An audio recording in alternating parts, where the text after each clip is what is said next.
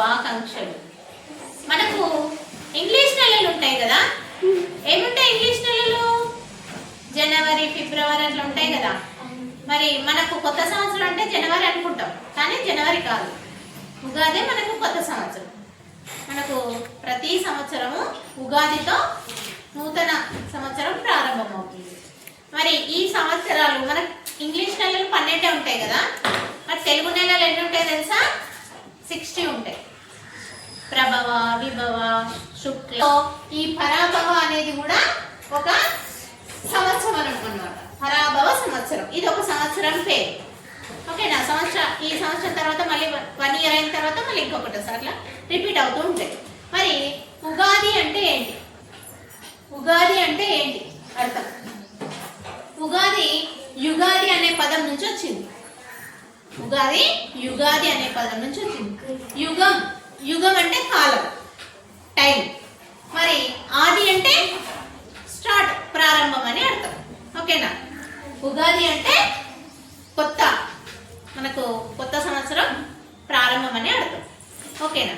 మరి మన తెలుగు రాష్ట్రాల్లో జరుపుకునే అతి ముఖ్యమైన పండుగ ఉగాది పండుగ. ఈ ఉగాది పండుగతోటే అన్ని మనం ఏదైతే ఏ పని అయితే స్టార్ట్ చేయాలనుకుంటున్నామో ఆ పని ఉగాది పండుగ రోజు స్టార్ట్ చేస్తే మనకు ఆ సంవత్సరం మొత్తము మంచి జరుగుతుంది. ఓకేనా? మరి ఈ ఉగాదికి ఏమేం చేస్తారు చెప్పండి? ఏం చేస్తాము ఉగాదికి? పచ్చడి చేస్తాం. పొద్దున్నే లేచి ఏం చేస్తారు?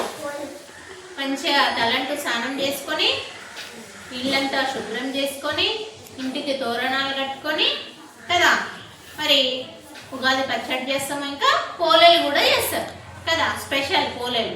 అందరు చేస్తారా మీరు? కదా.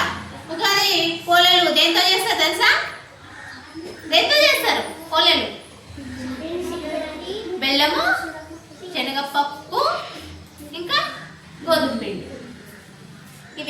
ఈ పదార్థాలతో మనము పోలేలు చేసుకుంటాం. ఇంకేం చేస్తాము? ఉగాది పచ్చడి కూడా చేస్తాం.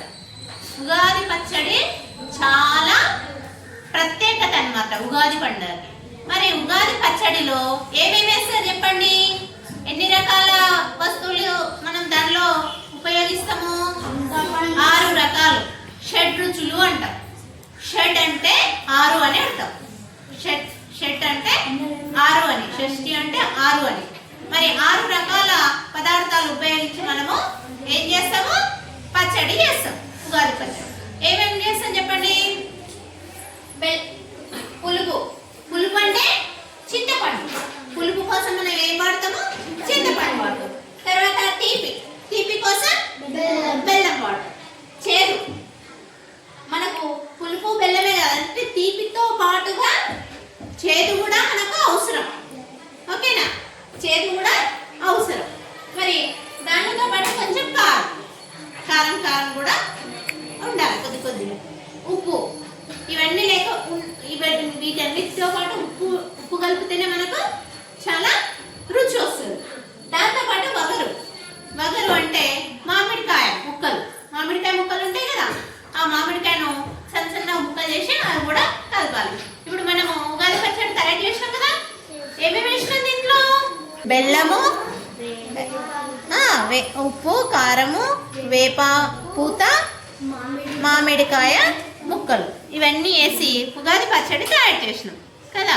మరి ఇది చాలా ప్రత్యేకత అన్నమాట. ఉగాదికి మనం చేసుకునే పదార్థాలలో ముఖ్యమైనది ఉగాది పచ్చడి.